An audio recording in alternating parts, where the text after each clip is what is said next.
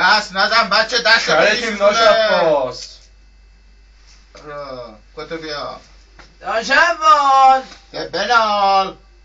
نوکرتم، خیلی افتخاری واسه ما. اینو که میبینی صغیر لاتیمه، تو دادی. اینم که میبینی رتبه لاتیمه، بازم تو دادی. ایشالله رتبه کبیر لاتیمو بگیرم دیگه خدا نکرده نمیمیرم. با آفتاب شوخی نکن بچه، دستتون میسوزونه. برو با کبریت شوخی کن. داشتم باز ندارم جونتون. ای به درک.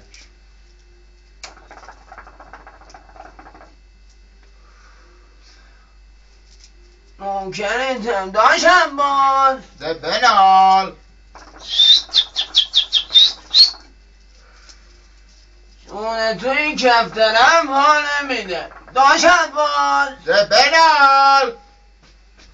خیلی چاکرتی راستی. داشتم باز بلال. اداتم یا کتو. نوکرتم عزیز. میخواستی اون خاطره رو بگی، چی شد؟ کدومشو؟ همون بود حاج نصرته. اون خاطرت بهمون خیلی حال میده. بگو ناز نفسه، بگو نوکرتم، بگو. اینا دست ما بگی.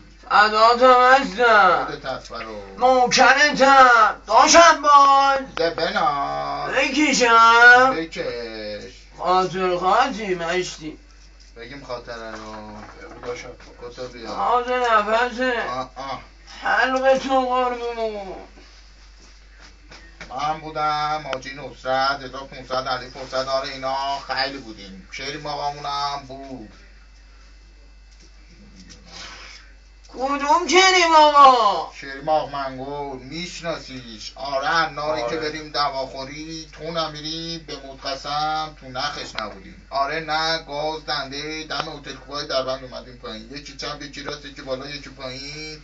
عرق آبجو جوش رو نشستیم رو تخت خوردیم. اولیشو رفتیم سلامتی رفقا لوله لول شدیم. دومیشو رفتیم سلامتیش پاتیل شدیم.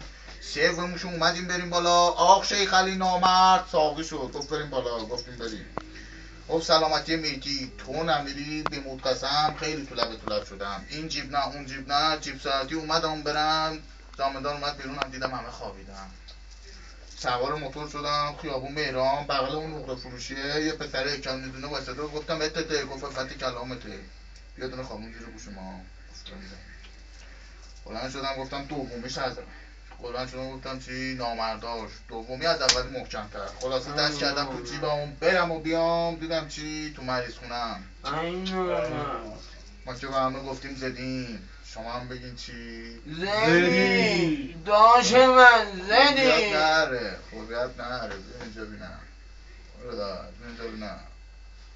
اینو بیا تبلیغاتو بیا. ممکنه تا من زد. تبلیغاتو بیا.